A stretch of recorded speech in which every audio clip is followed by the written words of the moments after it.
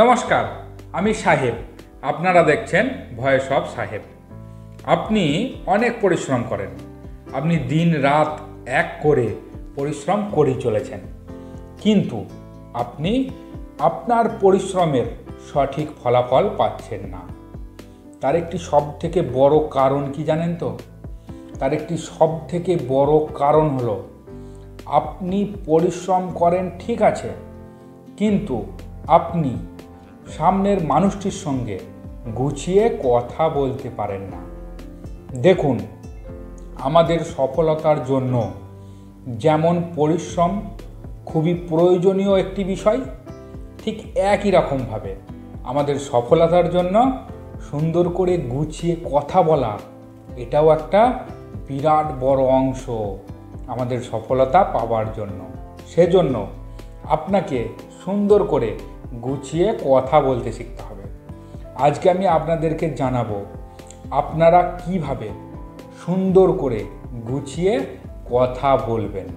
কথা বলে কিভাবে বাজিমাত করতে হয় সেটাই আপনাদেরকে আজকে জানাবো। তো চলুন শুরু করা যাক। 1 নাম্বার, ভুল কথা বলবেন না। হ্যাঁ, ঠিকই শুনেছেন। আপনি ধরুন কোনো জায়গায় কোনো কথা বলছেন, কিন্তু আপনাকে মাথায় রাখতে হবে আপনার কথাটি যেন ভুল না হয়। মানে আপনি কোনো একটি বিষয় নিয়ে কথা বলতে গেলেন, সেই বিষয়ের সঠিক তথ্য আপনার কাছে থাকতে হবে। আপনি যদি ভুল তথ্য কোনো জায়গায় পরিবেশন করেন, তার মানে আপনার কথাটি ভুল কথা হলো। এই রকম ভুল কথা কোনো জায়গায় আপনি বলতে পারবেন না। যদি আপনি ভুল তথ্য দিয়ে কোনো কথা বলে ফেলেন, তাহলে আপনার কথার কোনো গুরুত্ব থাকবে না। সেজন্যই আপনি যেখানেই কথা বলুন, সঠিক কথা বলুন, ভুল কথা মোটেই বলবেন না। যদি সেই বিষয় সম্পর্কে আপনি না জানেন, তাহলে আপনার কথা বলার দরকার নেই, কিন্তু ভুল কথা মোটেই বলা যাবে না। 2 নাম্বার, আত্মবিশ্বাসের সাথে আপনাকে কথা বলতে হবে। আপনি যেই কথাই বলুন না কেন, সেই কথাটা আপনার আত্মবিশ্বাসের সঙ্গে আপনাকে পরিবেশন করতে হবে। আপনি এমনভাবে কথা বলবেন না যাতে সামনের মানুষটি আপনাকে দেখে না ভাবে যে আপনি সেই কথাটির ওপর বিশ্বাস করেন না। অর্থাৎ আপনার আত্মবিশ্বাস, আপনার কনফিডেন্স থাকবে 100%। যদি আপনার কনফিডেন্স 100% থাকে, তাহলেই তো আপনার কথাটা অন্য 5 জন মানুষ বিশ্বাস করবেন। অতএব আপনাকে আত্মবিশ্বাসের সঙ্গে কথা বলতে হবে। 3 নাম্বার, আপনার কথার বাক্য এবং শব্দ সঠিক হতে হবে। আপনি যখন কথা বলবেন, সঠিক উচ্চারণ করে, সঠিক শব্দ ব্যবহার করে, সঠিক বাক্যের মাধ্যমে আপনাকে আপনার ভাষা, আপনাকে আপনার কথা অন্য মানুষের কাছে প্রকাশ করতে হবে। আপনার ভাষা থাকবে মার্জিত, আপনার শব্দ থাকবে সঠিক, আপনার বাক্য থাকবে নির্ভুল। 4 নাম্বার, আপনার কথা বা আপনার কথার যে ভাষা হবে সেটি হবে সহজ এবং সরল। আপনি ঘিকে কখনোই ঘৃত বলবেন না, হরিণকে কখনোই মৃগ বলবেন না। আপনার কথা সহজ এবং সরলভাবে মানুষকে বোঝানোর চেষ্টা করুন, তাহলে সামনের মানুষটি আপনার কথায় মনোযোগ দেবে। আপনি যদি কঠিন শব্দে, কঠিন বাক্যে, কথাকে ঘুরিয়ে পেঁচিয়ে কষ্টভাবে বলেন, তাহলে কিন্তু আপনার কথা কেউ শুনতেই চাইবে না। 5 নাম্বার, স্থান, কাল, পাত্র দেখে কথা বলুন। মানে আপনি ধরুন কোনো বিয়ে বাড়িতে গেছেন, এবং সেই বিয়ে বাড়িতে গিয়ে আপনি যদি আনন্দের কথা বাদ দিয়ে দুঃখের কথা সবাইকে শোনান, আপনার কথা কেউ শুনবে? শুনবে না। আবার ঠিক অনুরূপভাবে আপনি ধরুন কোনো শ্রাদ্ধ বাড়িতে গেছেন, সেখানে গিয়ে আপনি যদি হাসি ঠাট্টা বেশি করেন, তাহলে কি আপনার কথা কেউ শুনবে? না, আপনার প্রতি কেউ আগ্রহ দেখাবে? আপনার প্রতি সবাই বিরক্ত হবে। অতএব স্থান, কাল এবং পাত্র, মানে কার সঙ্গে কথা বলছেন, সেই ব্যক্তি যদি আপনার থেকে বড় হয় তাকে রেসপেক্ট দিয়ে কথা বলুন। সেই ব্যক্তি যদি আপনার থেকে ছোট হয় তার সঙ্গে স্নেহের সাথে কথা বলুন।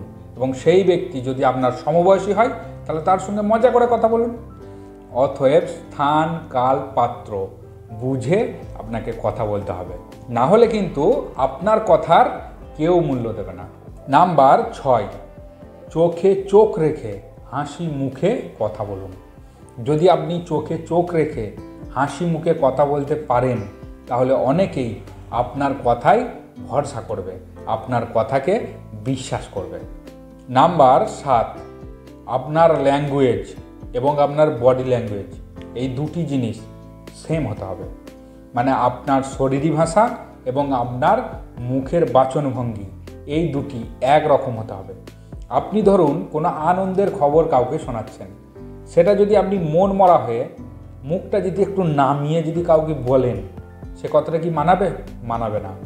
আনন্দের কথা শোনাবেন মানে আপনার মুখে হাসি থাকবে, আপনার চোখে খুশির মেজাজ থাকবে।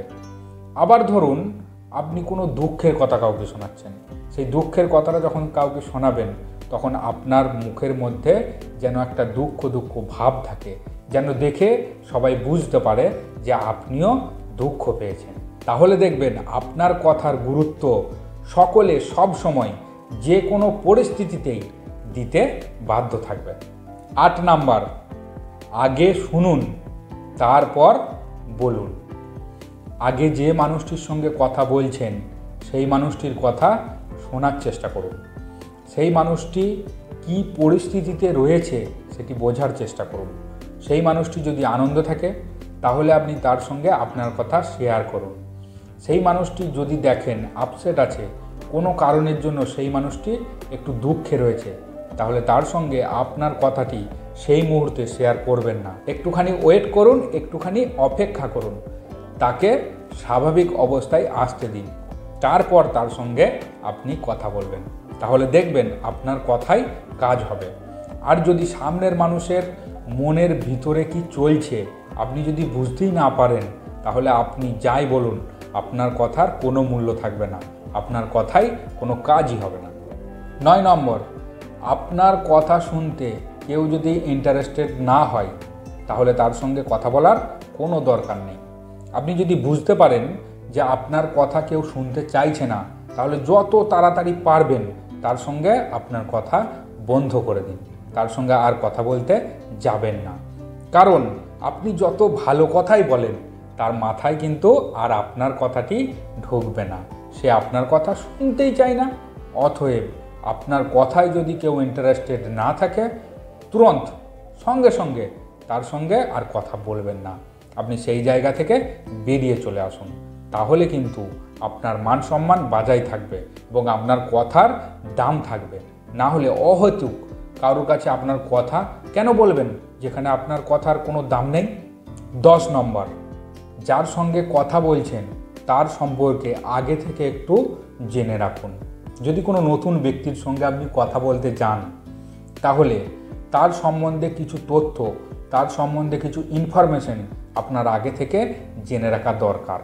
তার সম্পর্কে যদি আপনি কিছুটা জেনে রাখেন তাহলে আপনি বুঝতে পারবেন ঠিক কোন জায়গা থেকে বা কিভাবে তার সঙ্গে কথা বললে আপনার কাজটি হাসিল হবে। অতএব যার সঙ্গে নতুন কথা বলতে যাচ্ছেন তার ব্যাপারে আগে থেকে কিছুটা যদি জেনে যান তাহলে আপনার কথা বলতে সুবিধা হবে। 11 নম্বর, কথা এমনভাবে শুরু করুন যাতে আপনার সামনের মানুষটি ভাবে আপনার কাছে তার সমস্ত সমস্যার সমাধানের উপায় আছে। মানে আপনার কথার স্টার্টিংটা এমন হবে সামনের মানুষটি আপনার জন্য ভাববে যে তার যত সমস্যা রয়েছে সেই সমস্ত সমস্যার সমাধান আপনি করতে পারবেন। এমনভাবে কথাটা শুরু করুন, তাহলে দেখবেন আপনার কথার মূল্য সামনের মানুষটি দিতে বাধ্য হবে। 12 নম্বর, সামনের মানুষটির ভুল আপনি ধরবেন। ঠিক আছে, আপনার সামনের মানুষটি কোনো ভুল কথা বলছেন, আপনি তার ভুলটি ধরিয়ে দেবেন, এটা ঠিক আছে, কিন্তু এমনভাবে মিষ্টি কথায় তার ভুলটা তাকে ধরাবেন সে যেন আপনার প্রতি রাগ না করে, সে যেন আপনার প্রতি বিরক্ত না হয়। দেখুন, মানুষের ভুল ধরা খুবই সহজ, কিন্তু যার ভুল তাকে বুঝিয়ে বলাটা কিন্তু অনেক কঠিন। অতএব সামনের মানুষটির ভুল আপনি বুঝতে পারছেন, কোনো রকম অসচেতনভাবে তার সঙ্গে কোনো খারাপ কথা বলবেন না, সচেতনভাবে তার ভুলটা তাকে ধরিয়ে দিন। তাহলে দেখবেন সে কিন্তু আপনার প্রতি খুশি হবে, রাগ করবেন না। কিন্তু যদি আপনি অসভ্যের মতো কর্কশ কণ্ঠে রেগে গিয়ে তাকে তার ভুলটা ধরান, তাহলে কিন্তু সে তার ভুলটা বুঝতে পারবে না। অতএব সামনের মানুষের ভুলটা এমনভাবে ধরান, মিষ্টি কথার মাধ্যমে ধরান, যাতে সে আপনার প্রতি রাগ না করে, সে যেন তার ভুলটা বুঝতে পারে। 13 নম্বর, সব সময় কথা চেপে রাখবেন না। কখনো কখনো সোজাসুজি কথা বলুন, মানে স্ট্রেট ফরওয়ার্ড। আপনি সোজাসুজি কারোর ভুল হলে, কারোর ঠিক হলে, কোনোটা আপনার পছন্দ হলে, কোনোটা আপনার অপছন্দ হলে সঙ্গে সঙ্গে তাকে স্ট্রেট ফরওয়ার্ড বলে দিন যে এটি আমার পছন্দ নয়। অনেক সময় আমরা স্ট্রেট ফরওয়ার্ড বলতে পারি না, ঠিক আছে, সব সময় স্ট্রেট ফরওয়ার্ড বললে অসুবিধা রয়েছে, কিন্তু কোনো সময়ই আপনি স্ট্রেট ফরওয়ার্ড হবেন না, সোজাসুজি কাউকেই কোনো কিছু বলতে পারবেন না, তাহলে আপনার ক্ষতি হয়ে যাবে, তাহলে সবাই কিন্তু আপনার ক্ষতি করে দিয়ে চলে যাবে। অর্থাৎ কিছু কিছু সময় আপনাকে স্ট্রেট ফরওয়ার্ড, সোজাসুজি সোজা কথা মুখের ওপর বলতে হবে, তাহলে কিন্তু আপনার লাভ হবে। 14 নম্বর, আপনার কথার সঙ্গে আপনার পোশাকের মিল থাকতে হবে। হ্যাঁ, ঠিকই শুনেছেন। আপনি ধরুন কোনো বড় একটি মাল্টিন্যাশনাল কোম্পানিতে চাকরি করেন, আপনি কোনো প্রজেক্ট বাইরের কোনো কোম্পানিকে বোঝাচ্ছেন, তখন আপনার পোশাক যদি নর্মাল থাকে, আপনার ওপর কেউ ট্রাস্ট করবে না, আপনাকে কেউ বিশ্বাস করবে না। অতএব সব সময় যে পোশাক কাজ করে না এমনটা নয়, অনেক সময় পোশাকের দ্বারা অনেক কাজ হয়। অতএব আপনি যেই ফিল্ডে রয়েছেন, যেই ফিল্ডে আপনি কথা বলবেন, সেই ফিল্ডের কি পোশাক, সেই পোশাক আপনাকে পরতে হবে, সেই পোশাক আপনাকে পরিধান করতে হবে।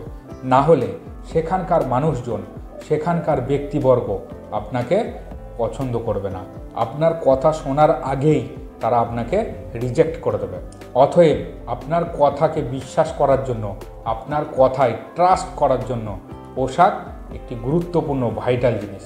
15 নম্বর, সব সময় সিরিয়াস হয়ে থাকবেন না। আপনি যেই ফিল্ডেই কাজ করুন না কেন, কখনো কখনো মজা করে কথা বলুন। যদি আপনি সব সময় সিরিয়াস কথা বলেন, তাহলে আপনাকে অনেকেই পছন্দ করবে না। আপনার কাজটি হাসিল করা নিয়ে আপনার দরকার। আপনার কাজ যদি হাসিল করতে হয় বা আপনার কাজ যদি আপনি পেতে চান, তাহলে সব সময় সিরিয়াস থাকলে চলবে না। কখনো কখনো আপনাকে একটু মজা করে কথা বলতে হবে। যদি আপনি মজা করে সবার সঙ্গে কথা বলতে পারেন, তাহলে দেখবেন আপনার কাছে অনেক মানুষ যারা কমফোর্টেবল ফিল করতো না, তারা আপনার সঙ্গে কমফোর্টেবল ফিল করবে এবং তাদের কাজ করতে সুবিধা হবে, আপনারও তাদের সঙ্গে কাজ করতে অনেক সুবিধা হবে। 16 নম্বর এবং আজকের প্রতিবেদনের সর্বশেষ এবং সবথেকে গুরুত্বপূর্ণ কথা, প্রয়োজন অনুযায়ী কথা বলুন। প্রয়োজনের বাইরে বেশি কথা বলবেন না। যেটুকু প্রয়োজন সেটুকু কথা বলুন। প্রয়োজনের বেশি যদি আপনি কথা বলেন, তাহলে আপনার কথার কোনো মূল্য থাকবে না। যে কাজে যতটা কথা বলার প্রয়োজন, সে কাজে ততটাই কথা বলুন, তাহলে দেখবেন আপনার কথার গুরুত্ব অনেক বেশি থাকবে এবং আপনার কথা শোনার জন্য বহু মানুষ অপেক্ষা করে থাকবেন। আশা করছি কিভাবে কথা বলবেন আমি সকলকে বোঝাতে পেরেছি। যাই হোক, আজকে এ পর্যন্তই। আবার আগামী ভিডিওতে আপনাদের যে কোনো রকম সমস্যা, আপনাদের যে কোনো রকম প্রশ্ন নিয়ে আমি সাহেব আপনাদের সামনে উপস্থিত হব। নমস্কার।